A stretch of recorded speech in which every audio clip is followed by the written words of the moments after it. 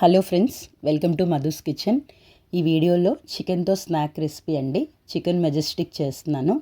దీనికోసం 400 గ్రామ్స్ వరకు boneless chicken తీసుకొని సన్నగా స్ట్రిప్స్లా కట్ చేసుకొని ఒక బౌల్లో నీట్గా క్లీన్ చేసి తీసుకున్నాను. ఇందులో 1 టేబుల్ స్పూన్ సాల్ట్, కొంచెం బ్లాక్ పెప్పర్, అల్లం వెల్లుల్లి పేస్ట్ అండ్ 2 స్పూన్స్ కార్న్ఫ్లోర్ కూడా యాడ్ చేశాను. నెక్స్ట్ ఒక ఎగ్ కూడా క్రాక్ చేసి వేసుకొని బాగా మిక్స్ చేసుకొని మినిమం ఒక 20 మినిట్స్ అయినా మ్యారినేషన్ కోసం పక్కన పెట్టుకోవాలి. ఇప్పుడు స్టవ్ మీద డీప్ ఫ్రైకి ఆయిల్ వేసుకొని మ్యారినేట్ చేసిన చికెన్ వేసి ఫ్రై చేసుకోవాలి. ఈ రెసిపీ కోసం చికెన్ మరీ క్రిస్పీగా ఫ్రై అవ్వాల్సిన అవసరం లేదండి. చికెన్ కొంచెం సాఫ్ట్ కుక్ అయితేనే బాగుంటుంది. సో చికెన్ 5 మినిట్స్ ఫ్రై చేసుకున్న తర్వాత ఒక ప్లేట్లో టిష్యూ వేసి తీసుకున్నాను. అండ్ నెక్స్ట్ రిమైనింగ్ పార్ట్ కూడా చికెన్ వేసి ఫ్రై చేసి ప్లేట్లో తీసుకున్నాను.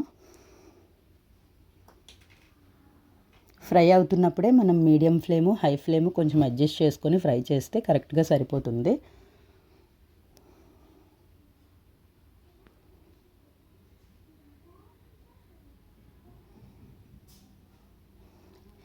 ఇప్పుడు స్టవ్ మీద ఇంకొక ప్యాన్ పెట్టుకొని, ఏదైనా కొంచెం వెడల్పుగా ఉండే ప్యాన్ అయితే టాస్ చేయడానికి కొంచెం పర్ఫెక్ట్గా ఉంటుంది.